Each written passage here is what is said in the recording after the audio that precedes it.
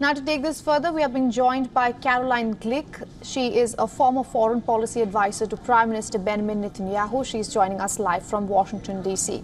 Ms. Glick, thank you so much for joining us here on WION. There's so much to talk about, but let's start with this. How real do you think is the possibility of an all-out war between Israel and Hezbollah? Well, I think that the prospect goes up from hour to hour. I don't actually see how it's avoidable because Hezbollah isn't interested in making an agreement with Israel that would allow Israeli civilians to return to their home. We have 85,000 internal refugees who had to leave their homes across the border from Lebanon because of the threat of imminent Hezbollah invasion and overrun, like we saw on October 7th in the border communities with Gaza. And so I think, unfortunately, that in order to push the Hezbollah forces and their munitions away from the border to secure life in northern Israel, we're going to have boots on the ground in Lebanon. Ms. Glick, since you're joining us from Washington, D.C., give us the Western perspective here. How successful has U.S. senior envoy Amos Hochstein's trip to Jerusalem and Beirut been? And my second question, adding up to that, is U.S., at least the Israeli Prime Minister is claiming that U.S. is withholding some of the weapons when it comes to the operations in Gaza, Rafah specifically. So how on board is Washington going to be when it comes to Hezbollah?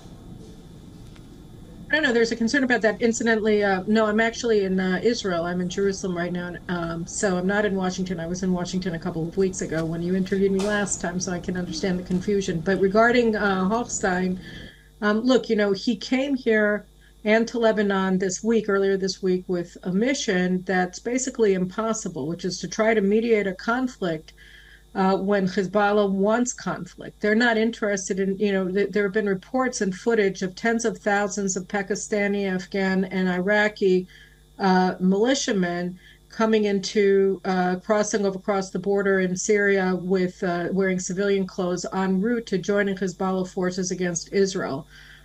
We've seen Hezbollah, as you showed in your report before, carrying out it's not just recon of Israeli strategic sites along the Gulf of Haifa in Israel, but that they're publishing them in order to threaten us.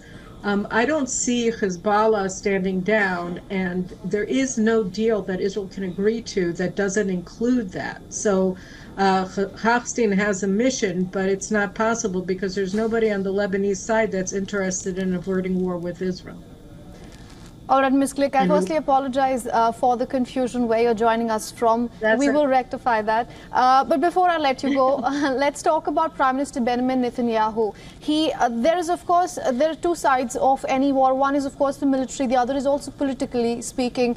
Now, Israel says it's ready for a war with Hezbollah. It's been saying it for a long time now, putting up a united front. But politically speaking, Netanyahu is facing a lot of resistance. So do you think politically Netanyahu can actually stand a war with Hezbollah?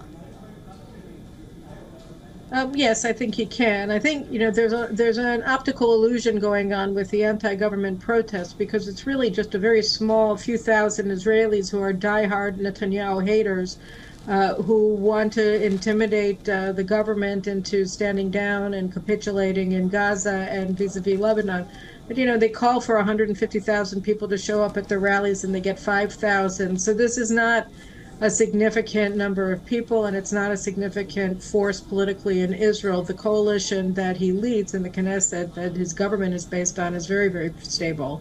So there's a lot of effort to overthrow them, but it's not likely to happen. It's a very unlikely scenario. So I think it's fine, and the public themselves are more and more aware of the fact that we're going to have to fight a very, very difficult war in Lebanon. Nobody wants to fight it.